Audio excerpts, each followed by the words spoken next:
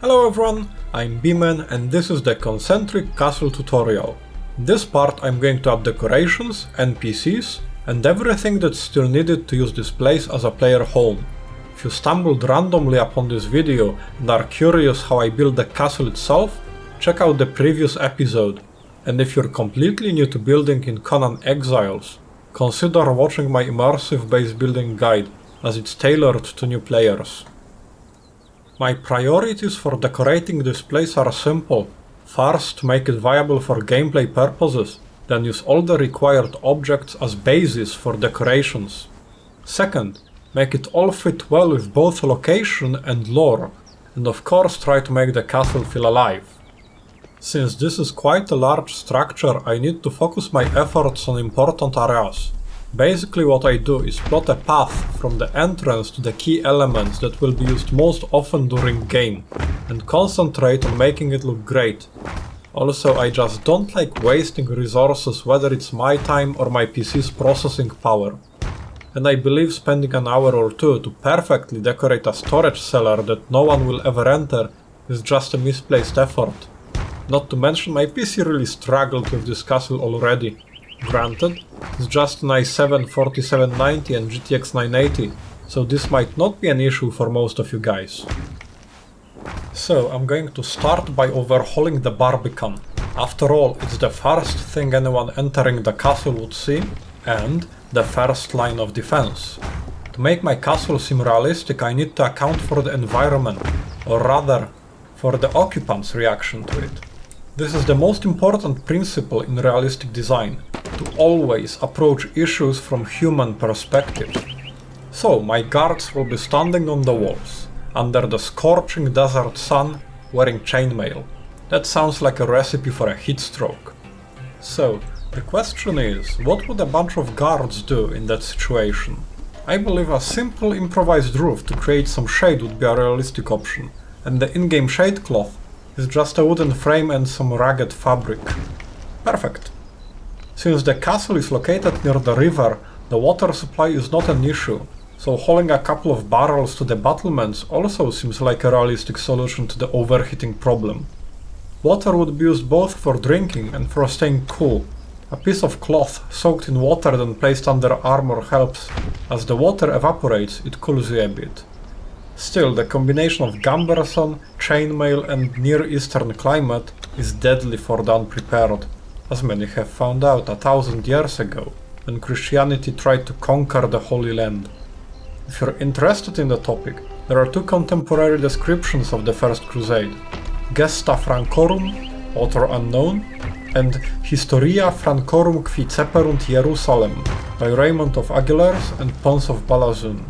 Both have been translated to English, although I have no idea if they are still in print, but any decent library should have them. For the carton wall, I've decided to place trebuchets on the towers. I want them to actually stand out a bit and clash with the stone construction, as these things were built as needed and adapted to fit the castle rather than the castle being designed to accommodate them in the first place.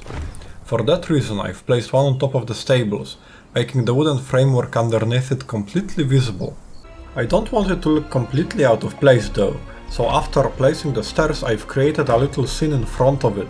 The barrels and boxes are Castle Builder's blending brush, especially when combined with the tinkering emote. Some small objects are usually needed to complete the scene and make it look a little less artificial, in this case a small jug. Stacked boxes are just static. Stacked boxes with a misplaced jug immediately suggest that a person was here and did something. Like I said before, human perspective, subtle hints, little details, traces of human interaction that make the place feel alive. Here's an easy mind trick that will help you with the concept. Simply imagine that all the people are either dead or gone. Can you tell what they were doing? Does your place still tell a story? Here's another example. I want to make it clear that there's a structure and chain of command, not just some random troops here and there on the walls. To that effect, I've placed some officers, distinguished by their fancy armor, among the troops, and I've built a command post on top of the inner wall overlooking the main gate and the Barbican. It follows the same principles as the earlier additions to the walls, but everything here is a high quality equivalent of the improvised guard posts of the Barbican. Even if I remove the guard captain, the image conveys a clear message. The last remaining part of the outer defenses is the Albarrana Tower. To keep the theme consistent across the whole castle, I've decorated it in the exact same way as I did the Barbican. Sure, it's not realistic. Improvised shelters like the Shadecloths would be completely randomized, as they are made from what's available and probably the fabric wouldn't be dyed. But I like to have a consistent theme and aesthetically pleasing color palette in all of my builds, even if it means making some sacrifices along the way. This is just a game, so a reasonable compromise between gameplay, realism, historical accuracy and aesthetics can always be reached. The docks at the base of the tower are a distraction meant to draw attention away and obscure the secret entrance. The design of this castle requires a good amount of shortcuts to make it playable, and the docks serve as a hub. I can enter the Albarrana and use the elevator to go up to the Great Hall and Inner Bailey, or go through the underwater entrance to reach the map room and my respawn point in the Solar via another elevator. Time to move on to the Inner Bailey.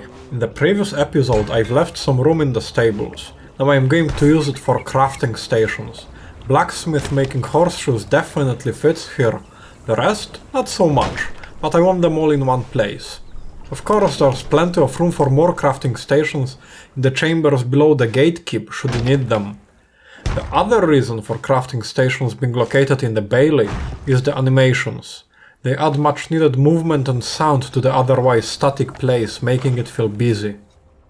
The obvious choice for clutter here are buckets and shovels. After all, someone will have to get the manure out of the pens every once in a while.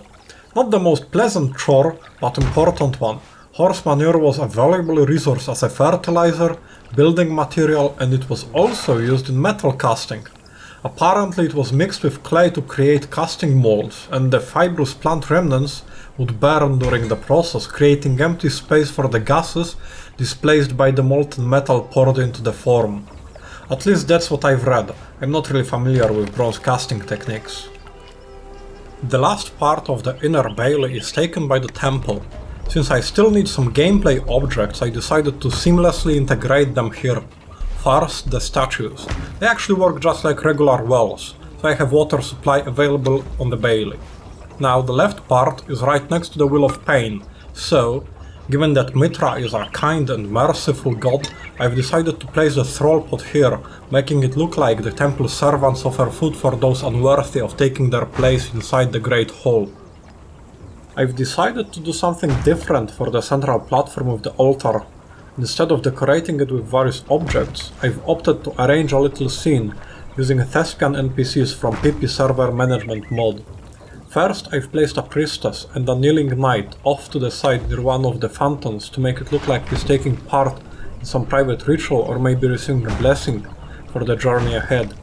Then I've added another priest giving sermons to the knight's retainers, waiting for him in the front of the temple, and finally added a stable hand waiting with the knight's horse. The area on the opposite side of the altar is already out of the way, tucked behind the Great Hall, so it's a perfect place to make a herb garden. This again fits well with the Mitra's theme. It's easy to imagine priests tending to the garden and using various herbs for healing salves and rituals. Healing elixirs were actually made by monks all over Europe. The Aqua Vitae, which is Latin for water of life, was a popular one, and there's actually a good chance you've drunk it. Aqua Vitae was translated to Old Irish as Ishkebaha, which in turn became modern whiskey. This change of course took a long time and had many intermediate steps, but I don't want to bore you with linguistics. Great Hall, the beating heart of a castle, a place where the whole household gathered and all the daily affairs took place. Even though this room was basically public, measures were taken to ensure everyone knew their place. So at one end there's the high table on a raised dais, where the lord and lady of the castle would sit. Sometimes immediate family or most important guests would join them there, but most of the time everyone else would sit at the tables below, their importance dictating how far away from the high table they are. This is also reflected by the quality of their food and utensils. As the castles evolved and the role shifted from purely defensive, this changed. A servants' hall was eventually added. In its final form it copied the arrangements of the Great Hall, butler and housekeeper taking the place of lord and lady at the head of the table. This can be easily represented in game. Fancy tables and chairs coupled with metal utensils at one end, rough wood and pottery on the other. I focused my decorating efforts on two walls, the one above the high table to provide a nice background for the lord's table, and the wall above the fireplace as it naturally draws attention because of the fire. Most of the room I've left empty. This space is reserved for interactions between players, so no NPCs here except for the entertainer. I divided the room above the Great Hall into three parts. First one is just a small hallway. I just didn't like the idea of staircase leading directly to the solar. I used this space for storage and small armory. The other two rooms will be used as a private quarters and bedroom. I've placed the bedroom door in this specific location to help hide the elevator frame inside. In this arrangement the pillar blocks line of sight between the door and the frame, so it's easy to miss it at the first glance. I've arranged the rest of the furniture in almost a semicircle, centered on the door, creating this soft barrier that discourages exploring the far corner where elevator is located. The main chamber is divided into two parts, a semi-formal reception area right in front of the entrance where the Lord may discuss various issues with his advisors or retainers, and a private area centered around the fireplace. Also, I've put one very important object here that may seem out of place. This thing connects a lot of dots for those who know what it means. I want you to have some fun as well, so I'll explain it in detail in the next episode. For now, if you think you found it, post your theory in the comments. I hope you've enjoyed watching this video as much as I enjoyed making it, and well, building the castle of course. If you haven't done so, consider subscribing and use the comments below to ask any questions about the castle. Now go and build something cool. Cheers!